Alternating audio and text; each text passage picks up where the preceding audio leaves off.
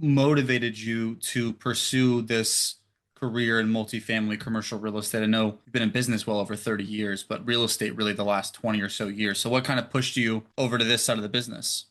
Yeah. Do you mean like when I started out when I was really young or just recently? Why don't we start very young and then we get into more recently? Okay. I bought my first house when I was 17, partnered up with my brothers, and we fixed it up ourselves, threw some paint on it, fixed it up, and then rented it out. It was a duplex and sold it a few years later for, I must have been about $80,000 profit. And back then, that was a lot of money. So we figured, hey, this is probably a good place to continue investing in. And I worked for my dad at that time, who had three high-end furniture stores, antiques and home furnishings. And I worked on the weekends and on holidays, and I saved up money to invest in real estate. And my dad would funnel all the profits into rental properties, and he would always encourage us to do the same. We would save up money, put them in rental properties. And I made mistakes in the beginning. I didn't know how to do proper due diligence and made a couple of mistakes on a couple of properties. But if you're able to hang in there through the rough times, you can usually get bailed out over time if you're able to hang on to it. So my dad was a good motivation. And then books. We didn't have the internet back then. So there was a lot of books, a lot of seminars, a lot of meetings with brokers. But the problem was when I was a teenager, the brokers, they wouldn't take me seriously. I would go in to put an offer in on a property and they say, okay, so when's your dad going to be here? I say, what do you need my dad for? I'd like to put in an offer on this property. So that went on for a few years, and but you just roll with it. And so then through my dad's business, because he sold a lot of high-end antiques and home furnishings, I met a lot of wealthy customers who invested in real estate. So I used to pick their brain at every opportunity I could. And I met one guy who used to own an NFL hockey team, and he became my mentor. And he's in his 80s now, so I still talk to him, but not very often because of his health conditions. But he built up to 30,000 units at one point he had. And he was telling me how he buys a distressed 200 or 300 unit property, fills it up, puts in his management company, refinances it a couple of years later, pulls out millions of dollars, and then puts that into the next deal. And you can keep growing and growing your portfolio like that. So I thought that was an amazing idea. And we didn't have a lot of money back then. So we tried to do that with rental properties. And then it just grew from there. Using our own, Absolutely. it was all friends and family capital back then, too. I'm sure it was humbling to have him say, "Hey, where's your dad? Yeah. Where is he?" You? Yeah. Yeah, it sounds, I'm sure that, at least from personal experience, I don't know if I could flip a house with my siblings. So props to you for that. That would have gotten messy real quick in my family. So I how did did you? most of the work, so that's probably how it worked out. Yeah, exactly. And I know you touched on a little bit. How did you go about, after flipping the house and learning by fire, acquiring those necessary skills and knowledge? Did you have a mentor or a coach aside from this 30,000 unit guy that you had in your Rolodex? Did you have someone you leaned on as you learned the do's and don'ts? So probably my father, but he wasn't a huge real estate guy back then. He was learning as well. But I would say it was mostly from going to seminars, reading books, getting support from my family, and just learning by trial and error. A lot of books, a lot of seminars back then, because there was no internet, no podcast, no Instagram, Facebook, or LinkedIn, or anything like that. So you had to really dig into the books. So I used to go to the library and take out books. And by the time I was about 25, I came across Donald Trump's book, The Art of the Deal. I read that, and just one of the things out of that book made me about 2 million bucks on one deal. And I actually still have that deal. It's a warehouse. And just because of reading that book, that's how I got that one deal. Yeah, it's a much different world now. You can YouTube University your way through a lot of come on these podcasts. It's incredible. You can learn anything Yeah. now online.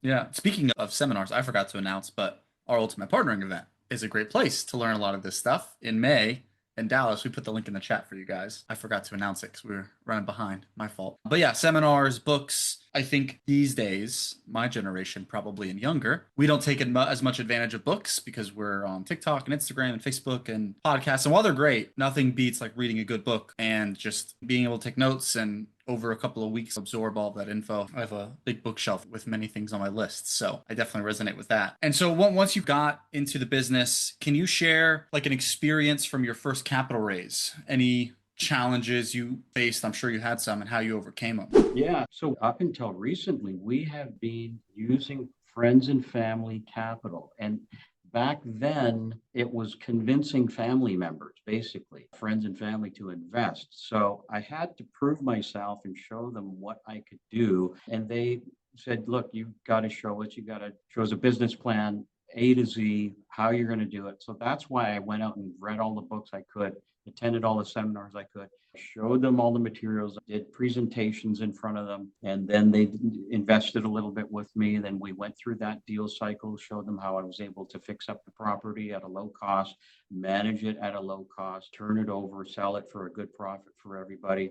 And then that led to a couple more deals and a couple more deals. So I think it was not a sophisticated capital raising situation that I grew up with. It was very focused on friends and family, gaining their trust, gaining their confidence, getting them into a comfort level where they were willing to invest more and more capital and put more and more trust in me. And if you do that, as most everybody here knows, if you do that, you can have investors for life and they'll keep investing with you. If you put your investors' capital ahead of yours and treat it like it's your money and make sure they get their capital back first.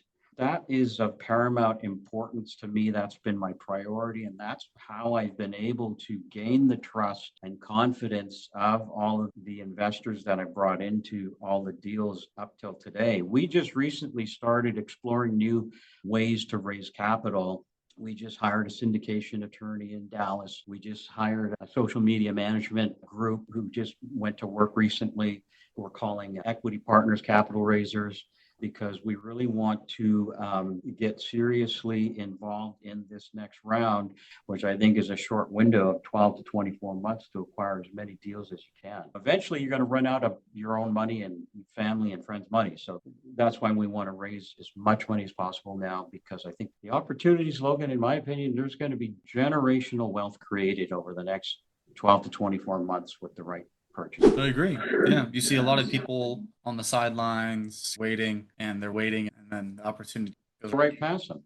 yeah, right now, like our last few guests, we've touched on this where 24 and 25, rough for most people, and they just wait for it to be like the perfect time. But that's real estate, right? It's never going to be perfect. You have to go like grind and find the right deal for you and your investors and make it work, right? Not force it, but make it work. So there is obviously opportunity out there. And so it sounds like you had to really like case study your way through your friends and family, right? Here's what I've done. Here's what I'm going to do. Here's what I know. Here's what I don't know. But beyond that, right, once we get past the friends and family, which everyone, no matter how many people, you can raise $5 million on your first raise, but those kinds of investors, right, friends and family, they might invest once a year, once every 2 years, maybe, if you're lucky. And so once you go beyond that, how do you establish credibility with the new investors, right, strangers, people who aren't friends and family?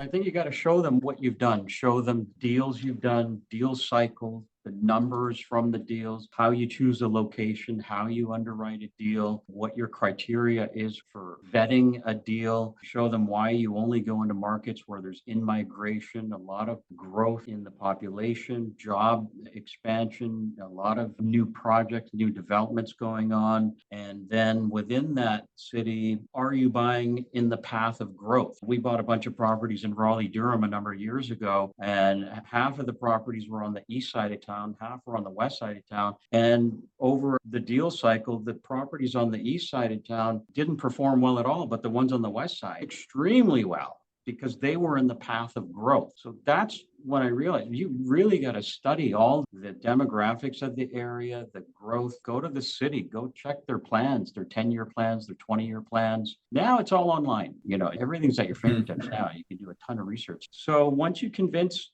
people of that and you show them what you've actually done, so you can show them your resume and then walk them through a deal that you may have and what the raise is and what you're planning to give them for a preferred return and how many turns on their capital during the cycle, you can get people interested. And that's what I'm doing right now. And we've got soft commitments for over $12 million right now where they're just waiting for deals. And I keep in touch with them every 2 to 3 weeks just to inform them of what I'm doing, what I'm seeing in the market, who I'm talking to, what deals I'm seeing getting done, and where I see the market headed, just to feel them out, make sure they're still interested, see if any of their goals have changed, their aspirations, any of their priorities or deal requirements, so that I know who's really ready to pull the trigger when I've got that deal.